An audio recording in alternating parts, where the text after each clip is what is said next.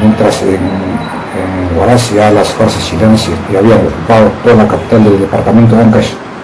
El día 20 ocurre un hecho histórico en Huaraz y en Yungay. En Huaraz, ¿qué ocurre? En Huaraz, el día 20, el alcalde Luis Bueno Guzmán, el doctor Luis Bueno Guzmán, condecoró a los oficiales chilenos con la medalla Ejército Pacificador del Perú. Hasta esa situación llegamos. Autoridades peruanas condecorando a las fuerzas invasoras. Casi a la misma hora, en el distrito de Yungay se estaban juntando las fuerzas del ejército del centro con las fuerzas del ejército del norte. El ejército del norte, propiamente dicho, que había claudicado con el traidor Miguel Iglesias Pino, que prácticamente ya había sido disuelto, ya no quedaba nada del ejército del norte. Entonces formaron otro ejército del norte. El encargado de organizar ese ejército del norte, el nuevo ejército del norte, fue pues el coronel Isaac Recabarren. Formó un ejército del norte en base a la tropa ancashina, tropa de la provincia de Huari, de Piscobamba, de la zona de Chiquián, zona de Ocros, tropas de Callejón de Huaylas, ¿no? Entonces habían juntado un ejército de 830 hombres, y la tropa de Cáceres llegó a Huaraz con 2.240 hombres. Entonces en Yungay sumaban 3.070 hombres, un ejército mal armado. Había personal, pero no habían armas. La tropa del norte estaba mal instruido, sin zapatos, harapientos, eran campesinos en su totalidad. Ahí en ese grupo también estaba el coronel Leoncio Prado Gutiérrez. Ya se habían unido ambos ejércitos, pero ¿cuál era el plan chileno? El plan de las fuerzas chilenas era cercar a las fuerzas peruanas en el distrito de Yungay y aniquilarlos. Todos habían coordinado por el norte. Se estaba aproximando el coronel Alejandro Gorostiaga con 1.500 hombres, y ya se encontraban en la localidad de Yuracmarca, del distrito de Huallanca, provincia de Huaylas. La información de los aficionados a la historia y algunos peruanos, en Ancash hay dos distritos con el nombre de Huallanca. Huallanca, que pertenece a la provincia de Bolognesi, que está en el lado sur del departamento de Ancash, y Huallanca, que pertenece a la provincia de Huaylas, que está en la parte central del departamento de Ancash. Entonces, hablando de Gorostiaga, ya se encontraba en la localidad de Yuracmarca. De Yuracmarca hasta Yungay pues hay más o menos 25 kilómetros. Entonces, pasando el puente Choquechaca, ya prácticamente Gorostiaga ya había llegado a Yungay. Y por el lado oeste, por Casma, por el distrito de Quillo, estaba subiendo el comandante Herminio González con 600 hombres que pretendió pasar a Yungay pues, por el puente Matacoto. Y en Huaraz se encontraba Arriagada con 3.200 hombres. En total ya los chilenos sumaban 5.300 hombres. 5.300 hombres contra 3.070 hombres.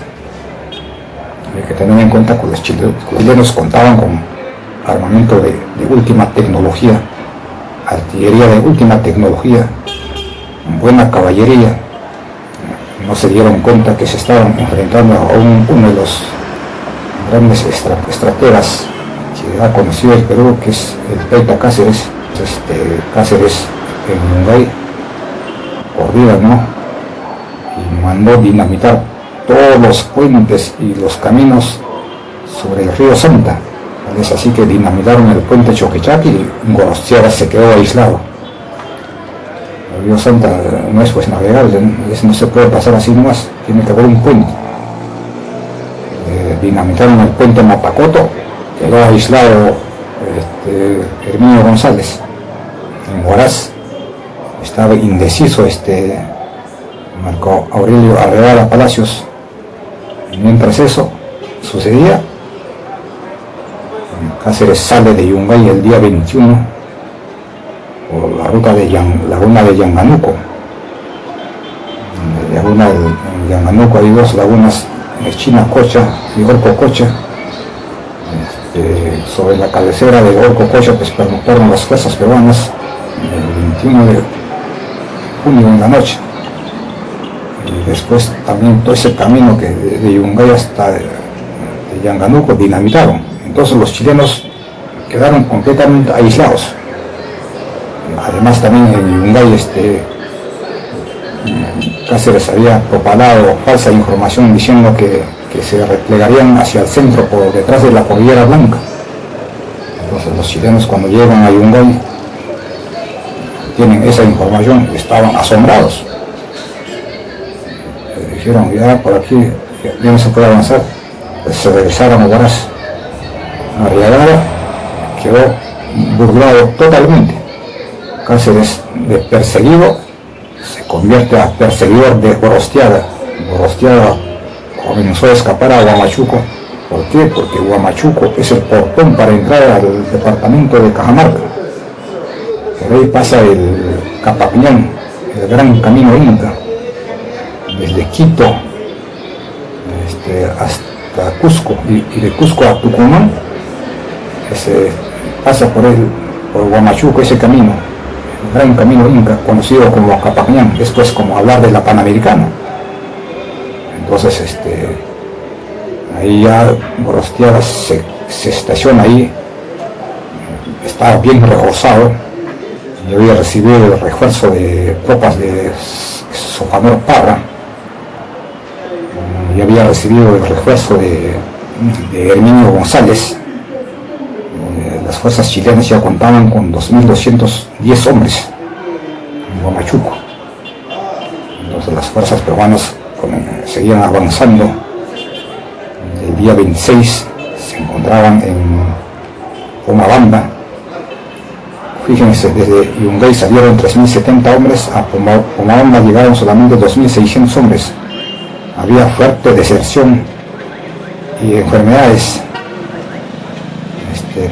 Las fuerzas peruanas siguen avanzando hacia el norte, pasan por Siguas, Orombo, Ayasca. El 1 de julio del año de 1883 entran al territorio de la provincia de Santiago de Chuco, la tierra de César Vallejo. Pasan por Angasmarca, pasan por Tres Cruces. Todos esos lugares he tenido la oportunidad de conocer. Llegan a la llanura de Tres Ríos. Ahí se origina pues lo famoso juramento de Tres Ríos, 7 de julio del año de 1883. Fíjense, de Yungay salieron 3.070 hombres. A la localidad de Tres Ríos solamente llegaron 1.400 hombres. Un día antes, en el desplazamiento desde el día 6 a 7, pasando la localidad de Tres Cruces, se desertaron 600 soldados ancachinos, tiraron sus fusiles y se fueron. A esa situación llegamos en esa sacrificada marcha. Entonces el 7 de la mañana en la localidad de Tres Ríos los jefes y oficiales deliberan. Algunos proponen regresar a Santiago de Chuco para una buena reorganización, esperando sobre todo a los guerrilleros de Chota, de Manuel Becerra, de Mercedes Puga. Otros también proponen regresar hacia el centro del Perú porque todo el norte había sido ganado por la causa derrotista del traidor Miguel Iglesias Pino. Hay que tener en cuenta los gobiernos locales, prefecturas, las subprefecturas estaban en las manos del traidor Miguel Iglesias Pino. Políticamente el norte prácticamente era adverso a los intereses de la patria. Entonces en esas condiciones era difícil el triunfo peruano en Huamachuco. estando en esas condiciones, la mayoría aprobó para enfrentar a las fuerzas chilenas en Huamachuco. Que en Huamachuco ya las tropas chilenas estaban bien descansadas.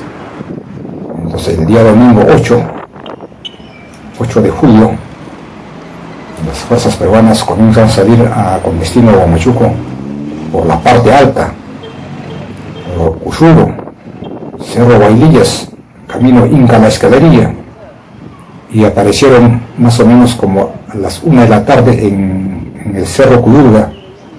Previamente Cáceres había escondido a sus tropas al pie del Cerro Prieto, es una hondonada.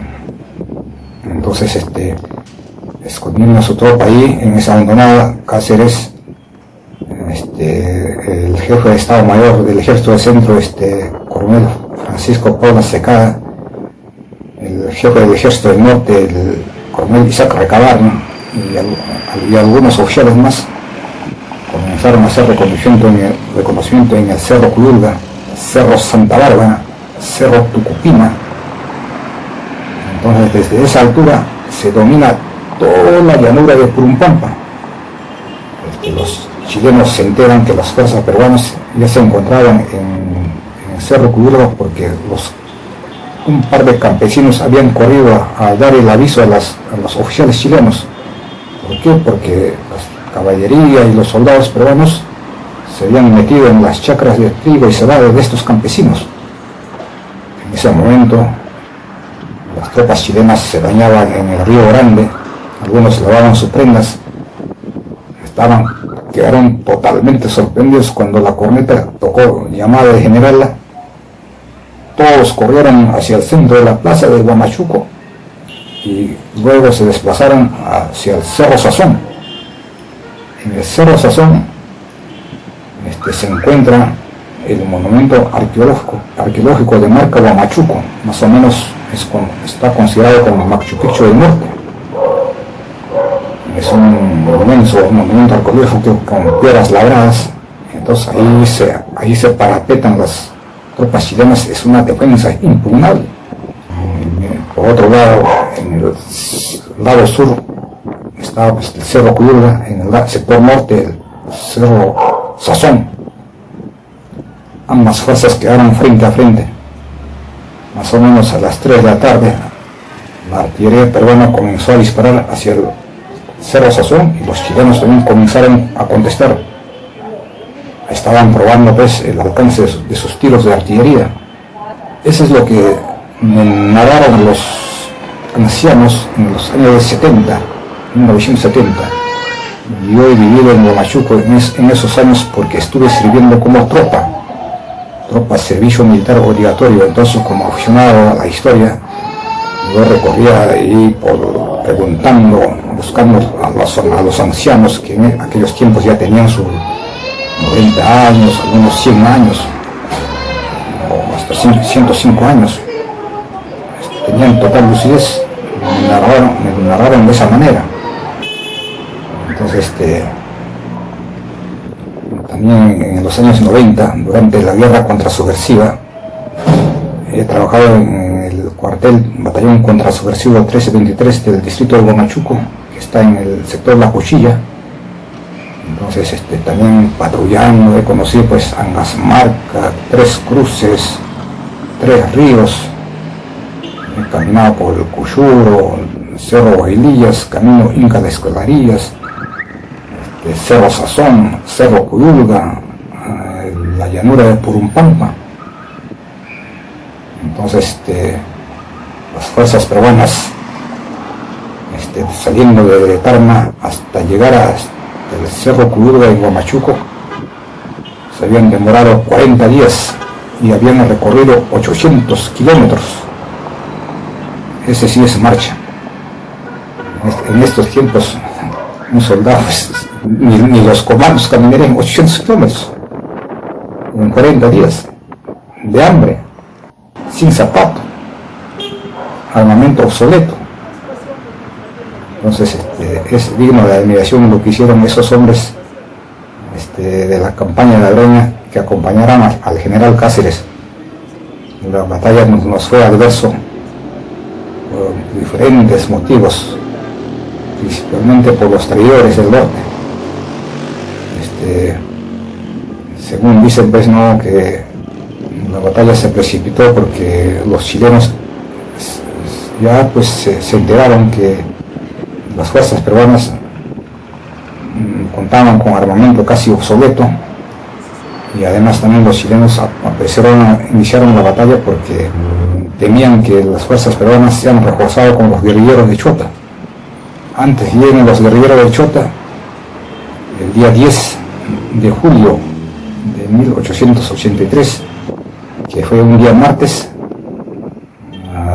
por el flanco derecho de los peruanos, por el sector La Cuchilla, ¿no?, por donde está el cuartel del batallón contrasubversivo 323, comenzaron a bajar las fuerzas chilenas. El capitán Ricardo Canales, el capitán Amador Moreira comenzaron a bajar, y por las fuerzas peruanas comenzó a bajar pues batallón Junín al mando del coronel Juan Vizcarra, el batallón Jauja con el coronel Emilio Luna Peralta. Entonces trabaron en combate, según versiones pues que las fuerzas peruanas estaban a punto de ganar la batalla,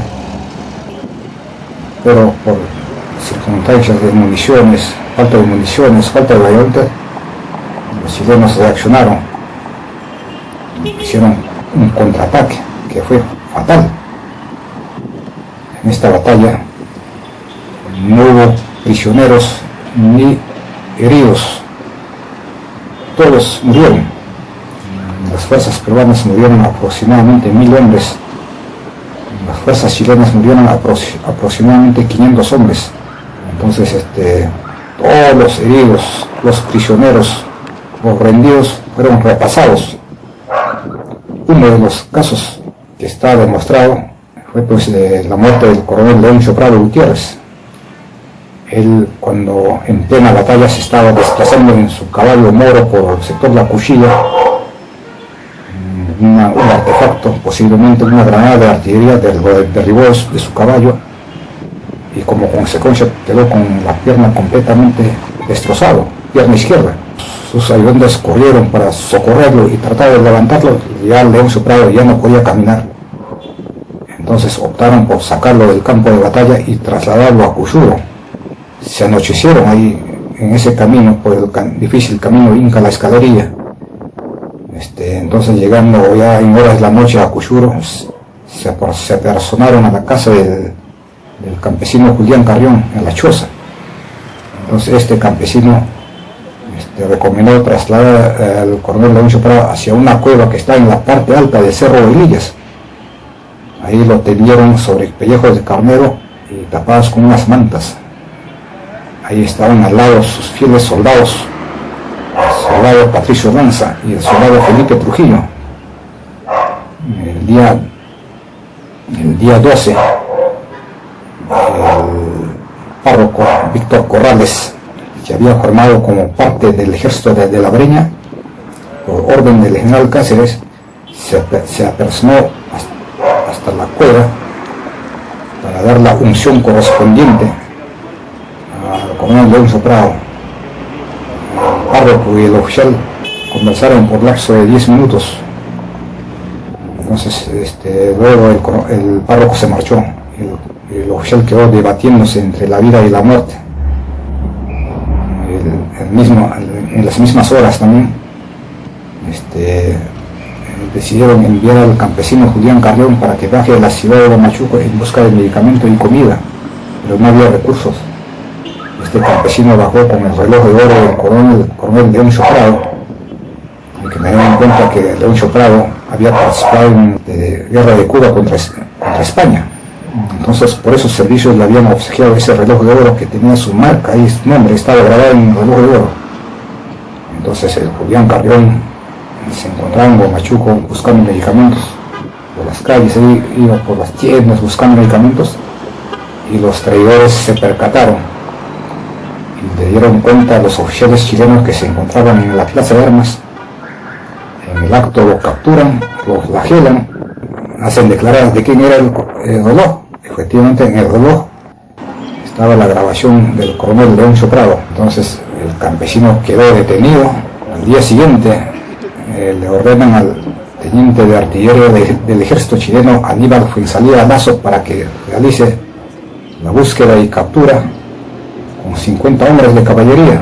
Subieron por el difícil camino Inca La Escalería, llegaron hacia la cueva donde estaba el coronel Leoncio Prado en el Cerro Boilillas.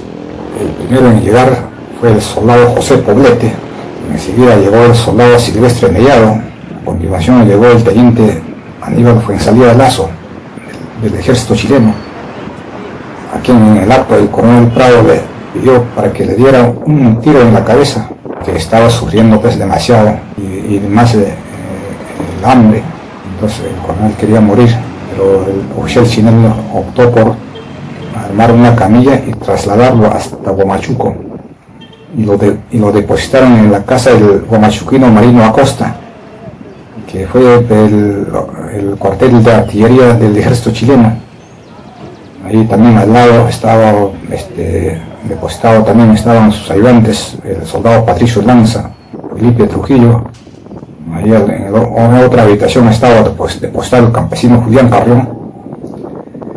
Y ya el día domingo 15, ya había fuerte putrefacción en Huamachuco, la contaminación ambiental estaba fuerte, los soldados seguían tirados allí cerca de la ciudad, en los llanos de Purumpampa, caballos muertos, mulas muertas. Entonces había fuerte contaminación ambiental. Entonces el médico chileno Clodomiro Vera recomendó al coronel Alejandro Gorostiaga abandonar la ciudad por los medios más rápidos, porque sus heridos estaban ya contaminándose.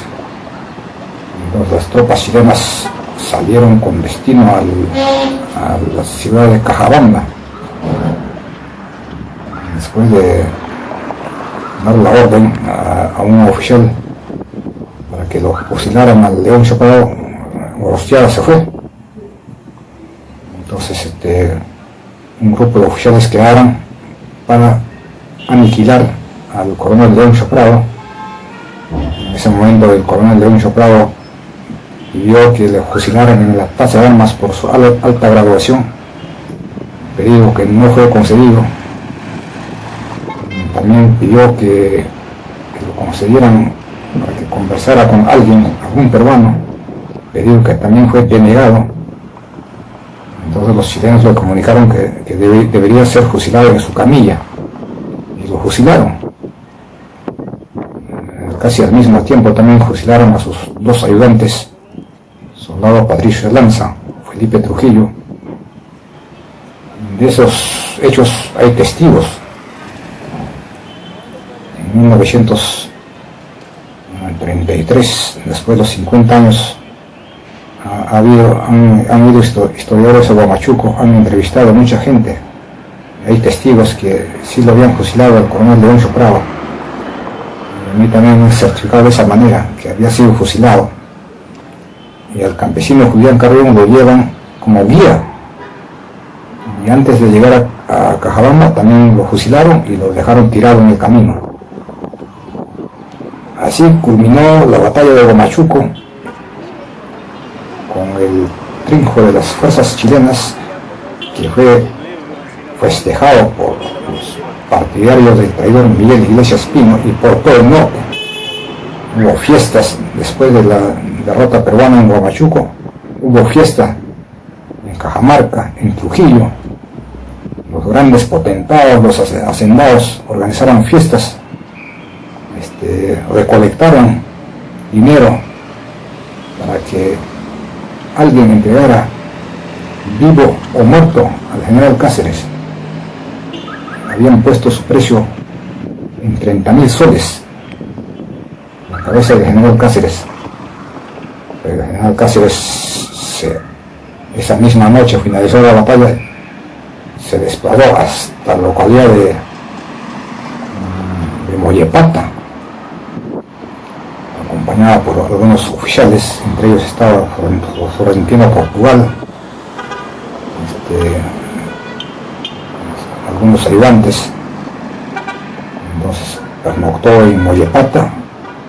El día sábado 14 llegó hasta Huaraz, perseguido por peruanos y chilenos.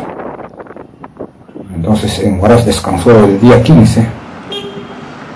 El día 16, acompañado por algunos patriotas, Cáceres en rumbo hacia Cajatambo, por la ruta de Cajatambo. Entonces de Cajatambo otro grupo de patriotas lo llevó hacia el centro del Perú. Sabemos, pues, ¿no? Cáceres se había dirigido hasta Andahuaylas para formar el quinto ejército de resistencia, pero el anhelo de Cáceres de formar el quinto ejército de resistencia ya no se cumplió, porque los traidores, principalmente conformados por el grupo económico, los baneros, los comerciantes, los terratenientes, los hacendados, ya no querían nada de guerra y habían entrado en paz con las fuerzas invasoras. Entonces luego quedó, pues, ¿no?, la guerra civil entre Cáceres y Miguel Iglesias, que ya es otra historia. Muchas gracias, hasta otra oportunidad.